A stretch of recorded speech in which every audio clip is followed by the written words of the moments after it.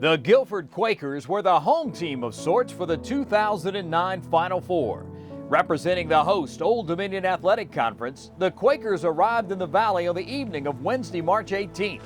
The Quakers would join their fellow championship finalists at the Hotel Roanoke, making the historic landmark their home for the next 4 nights.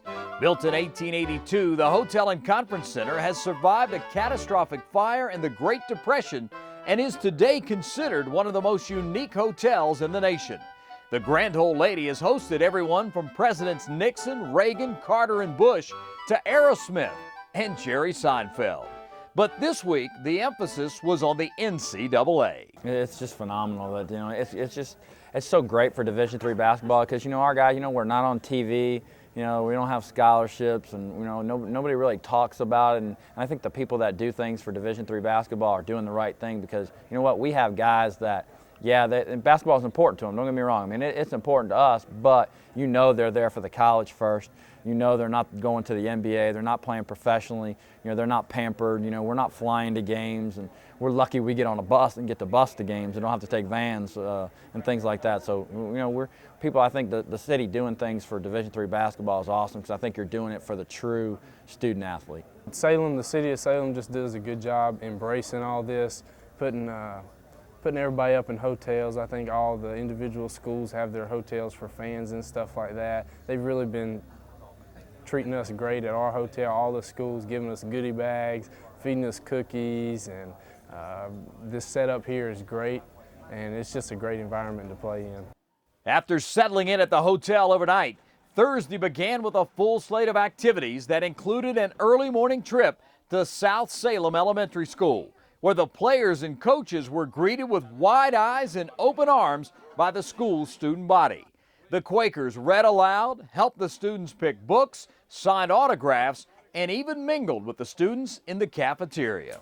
I love to give back. I love hanging out with little kids, especially. That's my favorite. Kids. Coach Palumbo has 4 kids, and I love. All of them are just always on me. Tyler, and it's a good feeling. I like giving back too, and everything I can do because I've been blessed in my life, and I like to help others. See that there's a bright future out there for them.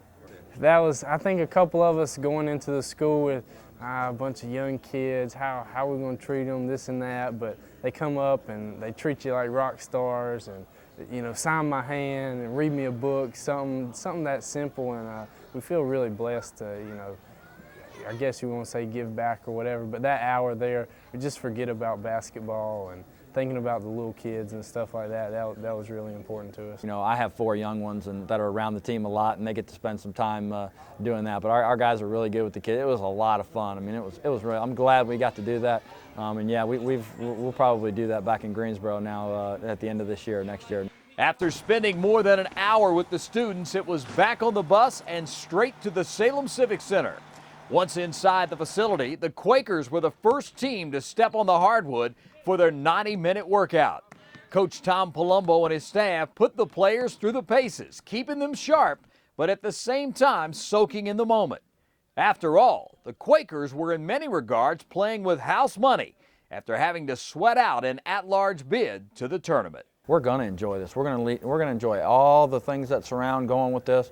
We get caught up in it, fine. But when Friday comes, we're going to play basketball and we're going to be locked in. And we got done with practice, and when we practice, we're going to be locked in. But all the other stuff, we're going to enjoy it. We're going to have fun. It's probably a once-in-a-lifetime experience, and we're going to have this to tell everybody about. And if we win, great. If we don't, we're going to try our hardest. We're going to play hard. We're going to represent Guilford College with class, and we're going to represent the ODAC with class. We really feel blessed, the Lord getting us into this tournament, and it really feels like a second chance for us. And I remember that Monday, Coach just sent out a text, be ready to practice, and that was it. Nothing nice about it, wasn't sugarcoating it, and we came in there, and for all week leading up to our first round game, it was business.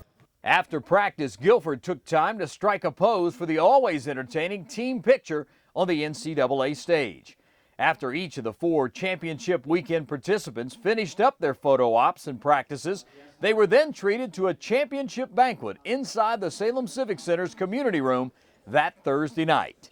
The teams broke bread together, shared some thoughts, and more than a few laughs Plus, they got a glimpse of the coveted 2009 championship trophy. It's one of the best basketball experiences I've ever had, and you know, it means a lot to everyone on this team. Everyone comes in and practice every day and give them all they got so we can, you know, make a run for it. Friday morning, all 4 teams once again shared eating space back at the Hotel Roanoke, where they enjoyed a buffet breakfast.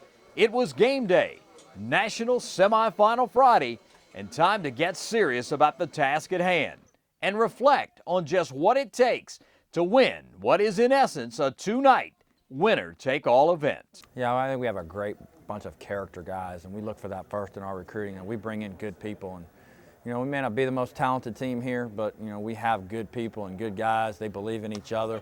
They understand what we're trying to accomplish. They understand all the things that surround it that don't have to do with basketball, that have to do with being in class and doing well in school and representing yourself, you know, not being a knucklehead and doing things like that. And our guys understand that. Probably what our coaching staff is most proud is that, yeah, you know, we do have some talented basketball players and we have won some games, but we understand what we're trying to build here. It's not just a one-season thing, but we're trying to build a program with good people. Family, you know, a bunch of guys that just love to be around each other and have fun. With the D1, we got the tournament going on. You have the glitz and the glamour and all that, and all kinds of media attention. You're really treated like a rock star. But here, you know, you get a little attention and you're getting some interviews and stuff like that. You get a little bit of that, but also with the volunteer stuff and getting to know people back at home. I mean, we're getting all kinds of text messages and phone calls from our old high school coaches and teammates that we hadn't talked to in maybe 2 years. So that's a real good experience, and keeping in touch with those guys now. You know, we're going to try to come up to the game Friday and hope you can make it Saturday, stuff like that. That's a great feeling.